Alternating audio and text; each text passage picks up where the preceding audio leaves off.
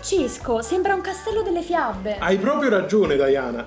Si chiama Castel dell'Ovo. Pensa, fu costruito più di 1000 anni fa e, sai, è un luogo magico. Magico, davvero. Sì, tanto tempo fa, un mago e poeta di nome Virgilio seppellì proprio sotto al castello un uovo e disse: finché quest'uovo sarà intero, al castello e a Napoli non accadrà nulla di male. Ma quando l'uovo si romperà, allora con lui cadranno il castello e la città. Per questo il castello si chiama così, Castel dell'Ovo.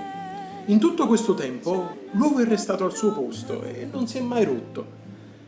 La magia di Virgilio era grandissima. Davvero, un castello così grande si regge su un uovo? Forse. La magia è in realtà il potere degli uomini di inventare le cose. A Napoli si dice l'homo sapier omnis domini stella. Vuol dire che un uomo saggio può fare tutto, anche dominare le stelle. E questa è la più grande magia di tutte. Il potere di avere delle idee. Chi ha delle idee, chi sa inventare ed è sempre aperto alla meraviglia, può costruire un castello sulla punta di un uovo. Secondo te, come si direbbe in cinese? Si dice Ninjin Zhiyuan.